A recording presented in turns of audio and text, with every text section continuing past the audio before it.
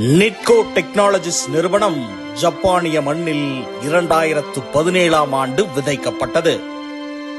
இந்தியாவின் தென் தமிழ்நாட்டின் ஒரு கடைக்கோடி கிராமத்திலிருந்து துவங்கிய எங்கள் பயணம்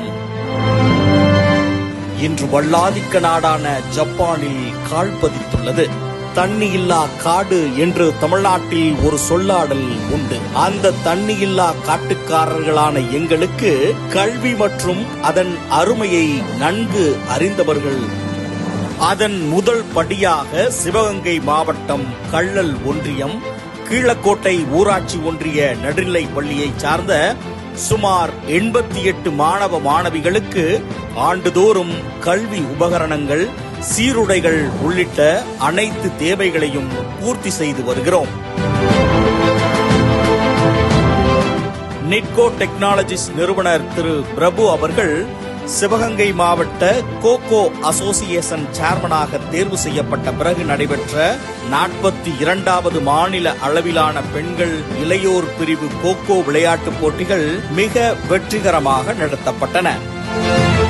அந்த போட்டியில் கலந்து கொண்ட விளையாட்டு வீரர்களுக்கு தேவையான சீருடைகள், உபகரணங்கள் எங்களது நிறுவனத்தின் சார்பாக வழங்கப்பட்டது. தற்போது உலக வெப்பமயமாதல் குறித்து ஐநா சபை முதல் பேசுபொருளாக மாறியுள்ளது.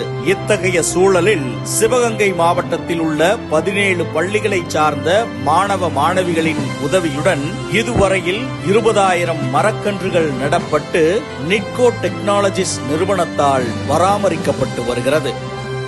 நிட்கோ டெக்னாலஜிஸ் நிறுவனத்தின் அடுத்த முயற்சியாக அனைவரும் பயன்படுத்தும் வகையில் அதிநவீன தொழில்நுட்பத்துடன் கூடிய நூலகத்தினை அமைக்க வேண்டும் என்ற முன்னெடுப்பை கையில் எடுத்துள்ளது. எளியோர்களின் கல்வி தரத்தை உயர்த்துவது, நல்ல மேம்பட்ட சமுதாயத்தை உருவாக்குவது என்ற நோக்கத்துடன் நிட்கோ டெக்னாலஜிஸின் பயணம் உங்கள் பெரும் ஆதரவோடு என்றும் தொடரும்.